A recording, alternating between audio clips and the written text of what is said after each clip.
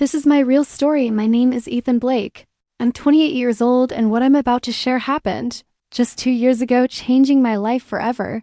I need you to understand that this isn't one of those made-up ghost tales for cheap scares. It's something I lived through, something that haunts my dreams to this day. And I'm writing it down because I believe someone out there might be walking straight into the same trap I'll give you just a glimpse in this intro, so you know what you're getting into. It involves an old Victorian house I inherited from a relative. I barely knew, a woman named Lila Morgan, whose screams still echo in my head, and a secret buried so deep in the walls that it almost claimed my soul. If you think you're ready for a story that will make you double-check your locks tonight, stick with me until the very end, because the final twist will break whatever comfort you think you have right now.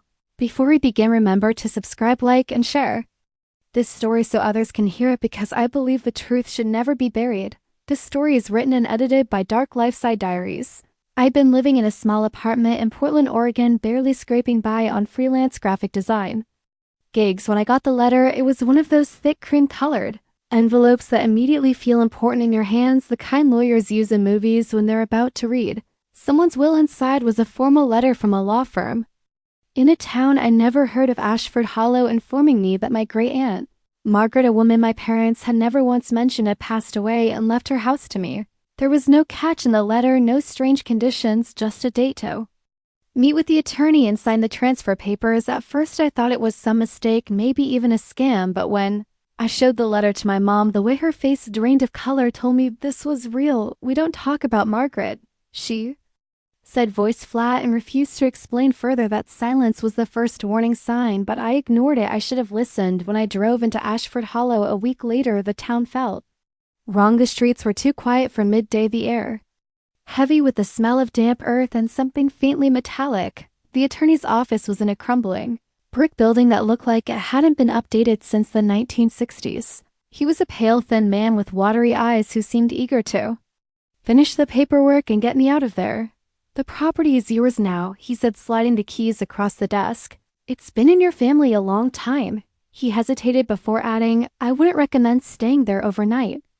I laughed awkwardly, thinking it was a joke, but he didn't smile. The house sat at the end of a narrow, overgrown road, its towering blackened frame almost blending into the surrounding trees. The windows were tall and narrow, most covered in grime, and the front door leaned slightly off its hinges. It looked like the kind of place you'd see on the cover of a horror novel, and yet I felt this strange pull toward it, like the house had been waiting for me. Inside, the air was cold despite the warm August afternoon. The floorboards groaned under my weight, and the smell was stronger, damp wood mixed with something sour, almost like rotting fruit. The rooms were filled with antique furniture, lace curtains, and dusty portraits of people whose eyes seemed to follow me. In the parlor, I found a photograph of a young woman with dark hair and piercing green eyes. The name Lila Morgan was scrawled on the back in faded ink. I didn't know who she was, but I couldn't stop staring at her. That first night, I didn't sleep in the house. I drove back to a cheap motel in town, telling myself I'd come back in the morning to start cleaning. But as I lay in bed, I kept hearing a woman's voice in my head, faint at first, then clearer. "Ethan, come home." I told myself it was just my imagination, maybe the stress of the trip. But when I returned the next day, I found something on the parlor table that hadn't been there before, a fresh red rose, its petals still wet with dew. There was no sign anyone had been inside. That was when the cold spots started. I'd walk into the dining room and feel a sudden drop in temperature, so sharp it made my teeth chatter. Shadows seemed to move in the corners of my eyes, but when I turned, nothing was there. One afternoon, as I was exploring the upstairs hallway, I heard soft crying from behind a locked door. I pressed my ear against it, and the voice whispered, "Please help me." The crying turned into a low, guttural laugh, and every instinct in me screamed to run, but I didn't. I found the key later that night in the pocket of an old coat hanging in the closet. When I unlocked the door the next morning, the room was empty except for a cracked mirror leaning against the far wall. The glass was clouded, but I swear I saw movement inside it, a faint silhouette that didn't match my reflection. And then I heard her name, Lila, spoken in a voice so close to my ear that I spun around, but no one was there. Over the next few days, I learned more about Lila Morgan from the townsfolk, though most were reluctant to talk. She had lived in the house nearly a century ago and was rumored to have been locked away by my great-aunt for reasons no one would explain. The story said she died in that upstairs room, but some swore they'd seen her wandering the halls long after. By the fourth day, I couldn't ignore the signs anymore. The house wanted me there, but it also wanted something else, something darker on. My last night before everything spiraled, I was woken by the sound of footsteps pacing outside my bedroom door. They stopped, and then the doorknob began to turn slowly, deliberately. I called out, "Who's there?" But only silence answered then. From the darkness came that same voice. "Ethan? You're not leaving." The door slammed shut so hard the walls shook and the temperature dropped until I could see my breath. That was when I realized I wasn't just inheriting a house, I was inheriting her. That night, I didn't sleep at all, not because I didn't want to, but because the house wouldn't let me. It felt alive. Like every creak of the floorboards was the sound of it breathing, and every shift in the shadows was it watching me. I stayed in bed covers pulled up, listening to the faint scratching in the walls, at first thinking it was rats, but then realizing it was too slow to deliberate, like fingertips dragging along the plaster, and somewhere between 3 and 4 in the morning I began to hear whispers again, not one voice this time, but several overlapping, some pleading, some angry, some laughing, all speaking in a rhythm that made my stomach knot. I couldn't understand the words, but I knew they were meant for me, and I knew if I stayed in that bed any longer I would lose my mind, so I got up and decided to leave, thinking I could just drive back to the motel until morning. But when I stepped into the hallway, the house had changed. It was darker than it should have been, the air so thick I felt like I was walking underwater, and the staircase, which I had walked up countless times during the day, now seemed longer, as though the steps kept stretching downward into a void, and halfway down I heard a soft humming, a woman's lullaby, sweet and wrong at the same time, drifting up from the parlor. Against every instinct I followed it, and when I reached the bottom, the parlor door was wide open, the light from the fireplace flickering, though I hadn't lit it in days. Inside, sitting in the old armchair by the fire, was Lila Morgan, or what was left of her. Skin was pale and cracked like old porcelain, her green eyes far too bright for her lifeless face, and her hair long and black hung in tangled strands over her shoulders. She smiled at me, and the sight of her teeth, too sharp and too many, made my breath hitch. "You came home," she said, her voice exactly as I'd heard it in my head for nights now, and though my hands shook, I asked her what she wanted, and she tilted her head, studying me like a predator sizing up prey before saying, "To be free." And then she was gone, the chair empty, the fire out in the room colder than the snow I could see swirling beyond the windows, even though it was late summer outside. I ran back upstairs, but when I reached my bedroom, the door was gone. Just smooth wall where it should have been, and panic surged through me, my chest tightening as I turned in circles trying to find any sign of an exit. Instead, I found myself standing in the upstairs hallway again, except it wasn't the hallway as I'd seen it before. The walls were covered in peeling wallpaper, stained with something dark, the ceiling sagging, and the air thick with the smell of rot. I walked forward, telling myself it was just a nightmare, but then I noticed the portraits lining the walls had changed. Instead of strangers, they now showed me my own face, frozen in expressions I didn't recognize.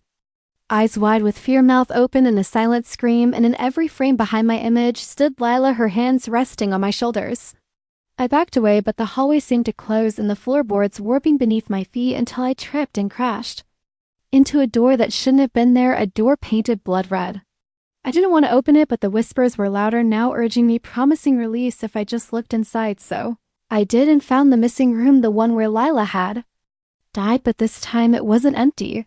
The cracked mirror was still there, but now its surface rippled like water, and in it I saw not my reflection, but a vision: Lila bound to a wooden chair, struggling as an older woman. My great-aunt Margaret circled her, muttering in a language I didn't understand.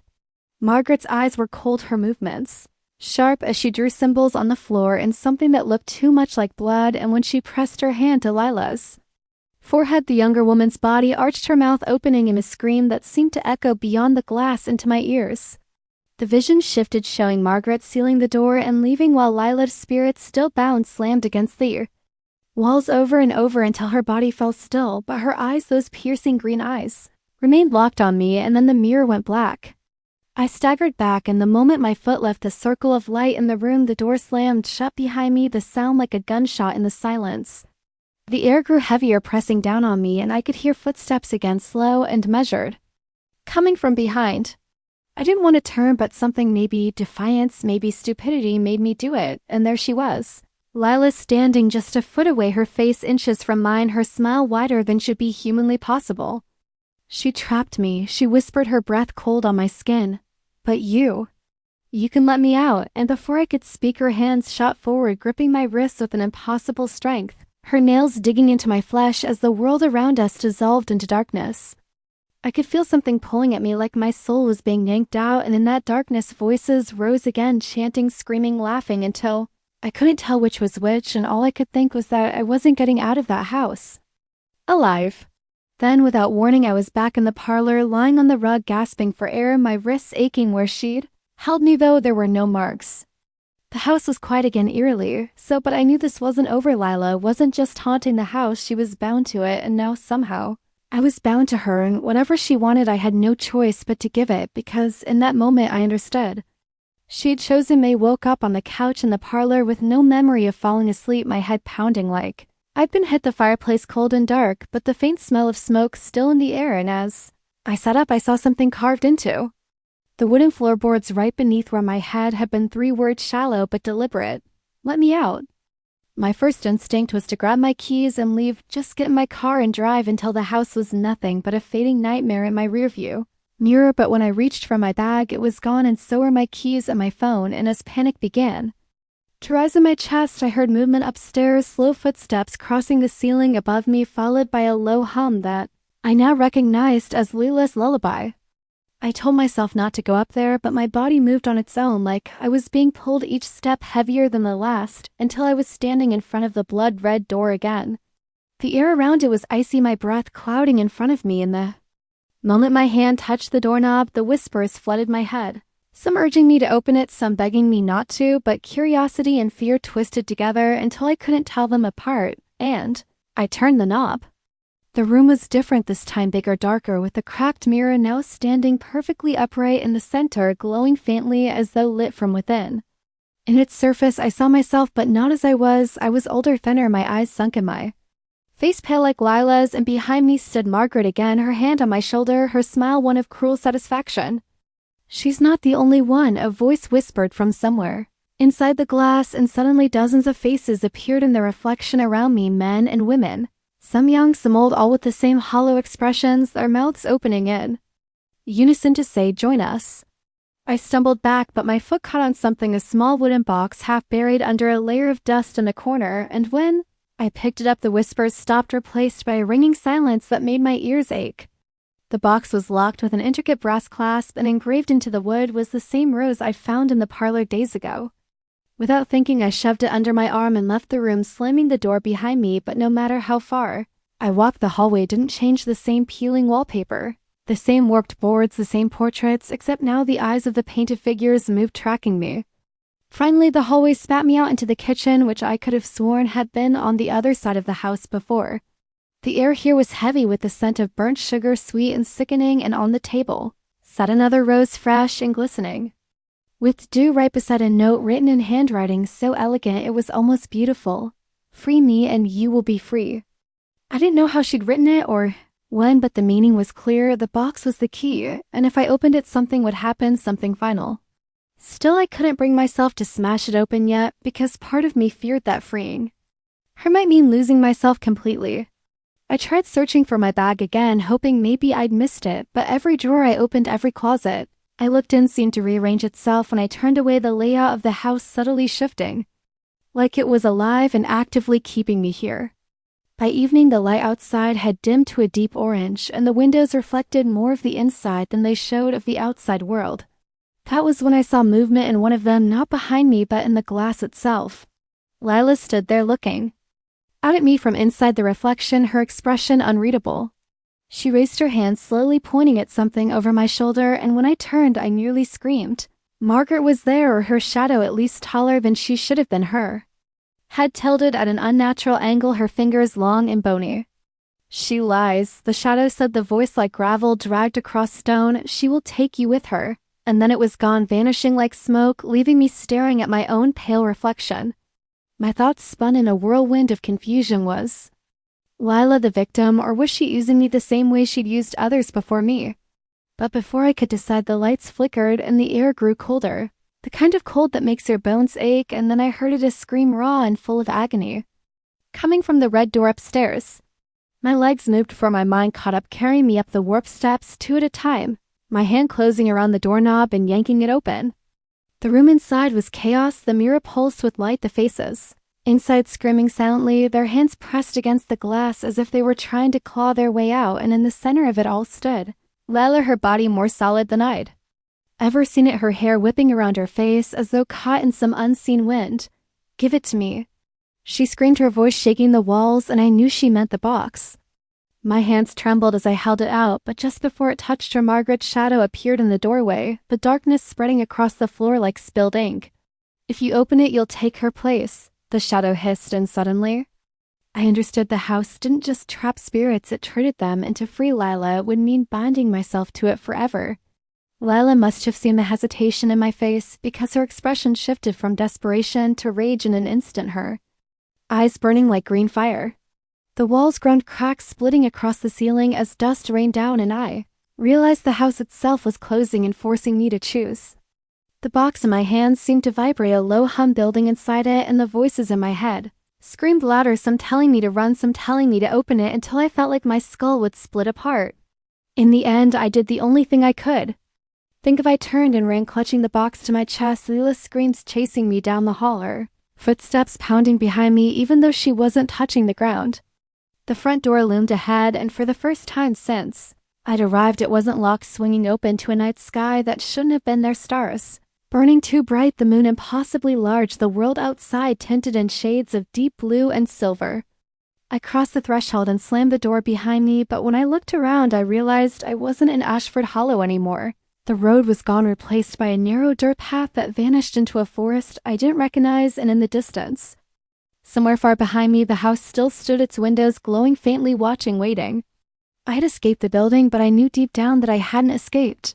Lila and the box in my hands pulsed once more, as if reminding me that the choice wasn't over yet, it had only just begun. The forest was silent except for the crunch of leaves beneath my feet, the box clutched tight in my arms, its weight growing heavier with every step, as though it knew we were nearing an end.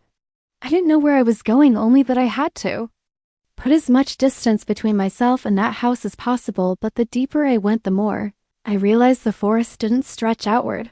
It curved, the path looping back on itself, trees subtly shifting so that no matter which direction I turned, I always caught glimpses of the house's black silhouette between the trunks. The moon above hung low, too low, and its light wasn't cold and silver anymore, but tinged with a faint sickly green that reminded me of Lila's eyes. I stopped, gasping for air, and that's when I heard the faint creak of a door opening somewhere behind me, followed by the slow, deliberate sound of bare feet stepping onto wood, and then the whisper, "Ethan." My stomach dropped because I knew that voice was closer now, no longer confined to the house. I ran, my lungs burning, but the forest didn't let me escape. Shadows stretched out from the trees, twisting into shapes that clawed at my clothes and scraped along my skin, whispering things I couldn't understand. Then I stumbled into a clearing. I didn't recognize the moonlight pooling in its center like liquid, and there, standing as if she'd been waiting all along, was Lila, her long hair floating weightlessly, her pale skin almost glowing. In her hands, she held a chain, and at the end of it, bound and kneeling, was Margaret's shadow, its form flickering like a dying flame. "You see?" Lila said, her voice soft but edged with venom. "She's the one who bound me here. She took my life, my years, my soul. Give me the box and I'll destroy her." The shadow raised its head then, and though it had no face, I could feel its eyes on me, heavy with warning. "She will take you," it said simply, and I realized the choice was finally here, and Lila's torment or save myself. The box pulsed harder, now the vibrations traveling up my arms, and I thought of all the faces in the mirror, all the people trapped just like her, and I wondered if setting her free might release them all, or do me to join them. My hands shook as I stepped forward, holding the box between them, both of them staring at me, one with hunger, one with dread. "You don't belong here," the shadow said, its voice breaking, and for a moment I almost dropped the box and ran, but then Lila's expression softened, her eyes glistening, and she whispered, "Please," in a voice so human, so filled with grief that it broke something in me. I knelt, setting the box on the ground between us, and pressed my fingers against the breast clasp. It was ice cold, biting into my skin, but it opened with a single click, and the lid sprang back on its own, releasing a blinding light that poured into the clearing. The moment it touched her, Lila arched back, her body breaking apart into 1,000 shards of light, each one streaking upward into the sky like tiny shooting stars.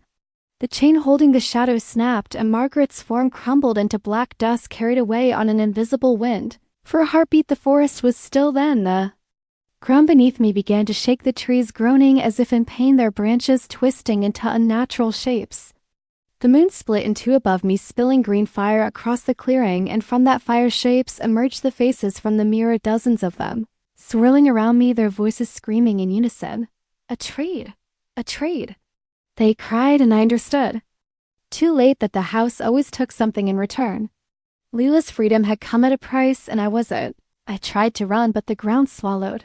My feet like wet cement, pulling me down inch by inch, the faces pressing closer until they're cold. Breath froze the air in my lungs. In the chaos, I saw her one last time, Lila standing at the edge of the clearing, whole and beautiful, now her green eyes calm.